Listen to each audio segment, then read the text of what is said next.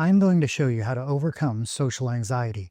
We will walk through two important truths to always keep in mind, and then I'm going to give you several very easy tips you can use to transform your social interactions and a couple of extra tips in case you get stuck. Everything in this video is so simple, you will be able to start using it today to overcome any kind of social anxiety that you might have.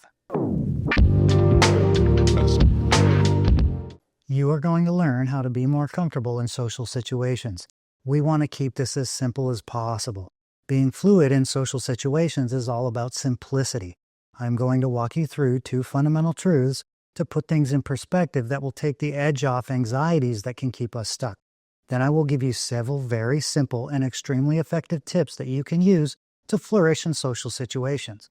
I'm even going to throw in a couple tips at the end in case you freeze up or there is an awkward lull that will help you navigate those types of interactions and give you a huge amount of confidence moving into any situation. So here it is, truth number one. Everyone has social anxiety, and I mean everyone. It does not matter how acclimated to social situations you are, there will always be a time when you have at least a little bit of social anxiety. Everybody does.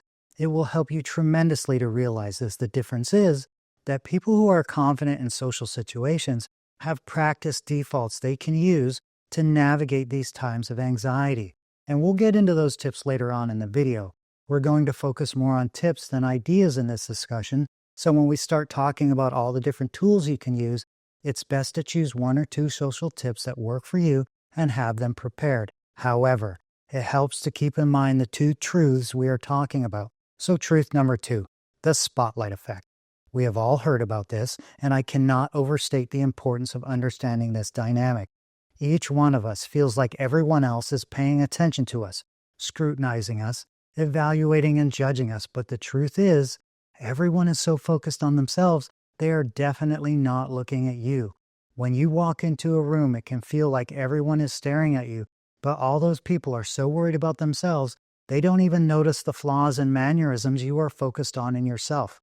To put it simply and combine these truths, you can know that everyone is self-conscious and has a bit of anxiety. And now that it has been pointed out to you, you will be able to see it in others and know that this is real. Know that everyone has self-conscious anxieties in one form or another. You are not the only one. So let's get into some of the methods you can use to help yourself thrive in social situations. Again, pick a couple of these that resonate with you, practice them a bit, and make them your own. There is no shame in practicing by yourself. Preparation will eliminate almost all of your anxiety from the gate. So first things first, practice your introduction. When you introduce yourself to people, you want to be fluid and natural. I always side on being a bit more casual. I have found that people respond to that a lot better. Hey, how you doing? Jeremy Roberts. I also have a default for the more formal situations, but even then, my tone is casual. How do you do? Jeremy Roberts. The point here is to find your own way and practice it until it is automatic. Practice in the car, in front of the bathroom mirror, on a walk. Say it enough out loud to yourself alone so that when you introduce yourself, it flows. This alone will create a huge difference in your social interactions. The next tip that works extremely well is to have 2 or 3 silly stories prepared. Make them about yourself, something that everyone can relate to and is kind of funny. Stay away from super embarrassing or cringy stories. The trick here is to make fun of yourself just a little bit that expresses being okay with your own vulnerability. People respond to this extremely well, and if you have the stories prepared, you will be ready when there is a lull in the conversation, or if you need an icebreaker after you've introduced yourself. Again, this tip will make you feel more prepared and lessen your anxiety. It will give you a tool to be more capable of navigating social situations.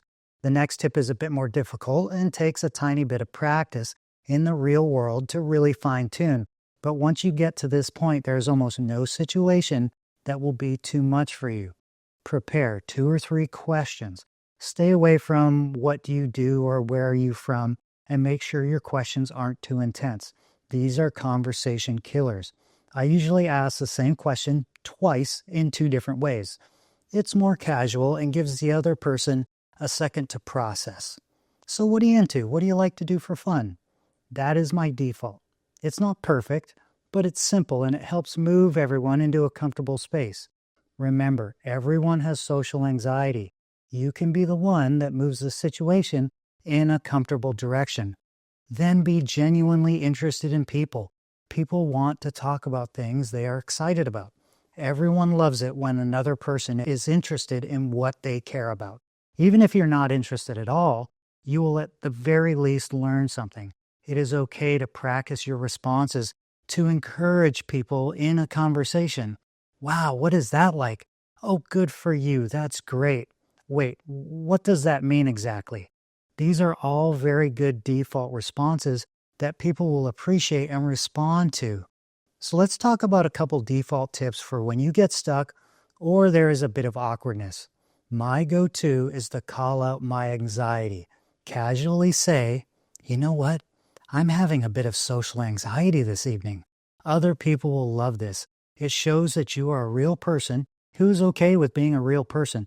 And every single time I call out my anxiety, other people start to relax and help move the conversation forward to a better place. This is a fantastic tip that I use all the time. The other tip I use a lot is having one pre-planned story question. I was listening to so-and-so's podcast on the way over. I love listening to those guys. Do you have a favorite podcast or any recommendations? Again, this is just another fantastic and easy tool to help yourself and others enjoy being in the situation that they are in. So practice your introduction. Make a couple of these tips your own, and you will be empowered and prepared to move into any social situation. And always remember, it only takes one day to turn everything around.